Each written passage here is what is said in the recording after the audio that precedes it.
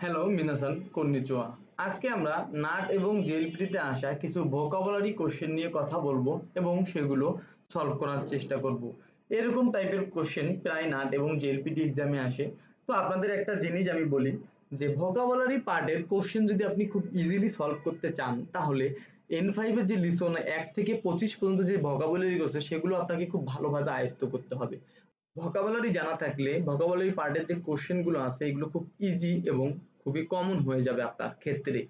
তো ভোকাবুলারি পার্টের ক্ষেত্রে খুব গুরুত্বপূর্ণ হচ্ছে যে ভোকাবুলারি গুলো আয়ত্তে রাখা। তো যারা N5 করতেছেন বা N5 শেষ করেছেন তারা একটু চেষ্টা করবেন যে ভোকাবুলারি পার্টে ভালো করতে গেলে ভোকাবুলারিটা যেন আপনার ভালোভাবে আয়ত্তে থাকে। তো চলেন শুরু করা যাক।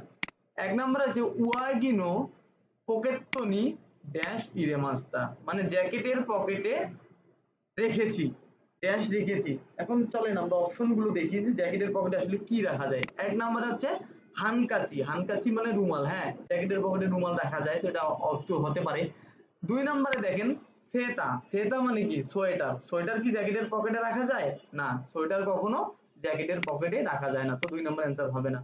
তিন নম্বরে দেখেন জুবুন, জুবুন মানে কি? জুবুন মানে হচ্ছে প্যান্ট, প্যান্ট কি কখনো জ্যাকেটের পকেটে রাখতে পারবেন? না, তো তিন নম্বরও অ্যান্সার হবে না। চার নম্বরে আছে কোট, মানে কোট মানে হচ্ছে কোট, কোট কি কখনো আপনি জ্যাকেটের পকেটে রাখতে পারবেন? না, কোটও আপনি জ্যাকেটের পকেটে রাখতে পারবেন না, তো অ্যান্সার হচ্ছে কি হানকাচি মানে রুমাল। উয়াগিনো পকেত্তনি হানকাচিও ইরেমাস্তা, মানে জ্যাকেটের পকেটে রুমাল রেখেছি। দেন দুই নম্বরে আমরা আসি ওকিতে সুগু মেগানেও ড্যাশ। তো অপশনে দেখেন কাকে মাছ আছে, নুগি মাছ আছে, কাবুরি মাছ আছে, আকে মাছ আছে।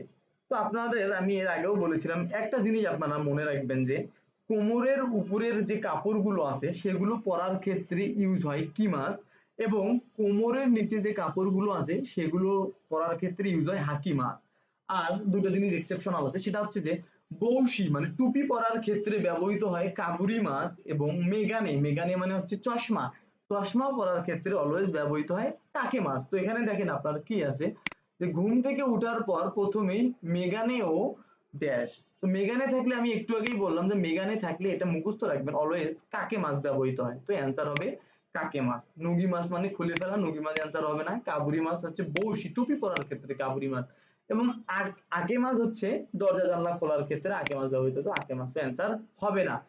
তো চলেন এখন আমরা তিন নাম্বারটা দেখি। তিন নাম্বারটা হচ্ছে যে ইমৌতোয়া আনো বাসুনি ইমাস, মানে ছোট বোন ওই বাসে ইমাস মানে কোন একটা কাজ করতেছে। তো বাসে মানুষ কি করে? বাসু নি আছে, বাসুর পর নি পার্টিকেল আছে। আপনারা অলওয়েজ মনে রাখবেন যে বাসে চড়ার ক্ষেত্রে নি পার্টিকেল ব্যবহৃত হয় এবং বাস থেকে নামার ক্ষেত্রে ও পার্টিকেল ব্যবহৃত হয়। তো এখানে দেখেন যেহেতু বাসুর পর নি পার্টিকেল আছে তবে অবশ্যই সে কি করতেছে, সে বাসে চড়তেছে, যার কারণে নি পার্টিকেল আছে। যদি নামতো তাহলে ও পার্টিকেল থাকতো। চলেন আমরা অপশন গুলো তাহলে এখন দেখি যে অপশন গুলোতে কি কি আছে। তোমাত্তে, তোমাত্তে মানে কি? থেমে, তোমাত্তেই মাস মানে থেমে আছে। ওই মৌতোয়া আনো বাসুনি তোমাত্তেই মাস মানে ছোট বোন ওই বাসে থেমে আছে। না, এটা অ্যান্সার হবে না, থেমে আছে হবে না। নড়তে, নড়তে মানে কি? চড়া বা উঠা।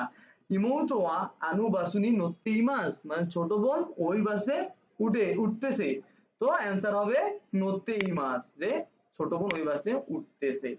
দেন সীমাত্তে ইমাজ, সীমাত্তে মানে কি? বন্ধ করা, এটা তো দরজা জানলা বন্ধ করার ক্ষেত্রে সীমাত্তে ইমাজ হয়, তো সীমাত্তে অ্যান্সার হবে না। ইত্তে মানে কি? গিয়ে, তো ছোট বোন কি ওই বাসে গিয়ে হবে কখনো? না, গিয়েও অ্যান্সার হবে না, তো অ্যান্সার হবে নড়তে। আশা করি আপনারা বুঝতে পেরেছেন।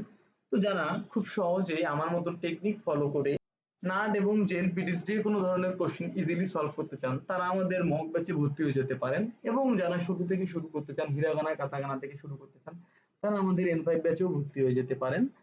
আর যারা N5 ব্যাচে ভর্তি হতে আগ্রহী বা মক ব্যাচে ভর্তি হতে আগ্রহী তারা আমাদের হোয়াটসঅ্যাপ নাম্বারে যোগাযোগ করবেন বা ফেসবুকে নক করবেন। আজকে এই পর্যন্তই ছিল, আশা করি সব বুঝতে পেরেছেন। তো ভালো থাকবেন, সুস্থ থাকবেন, আল্লাহ হাফেজ।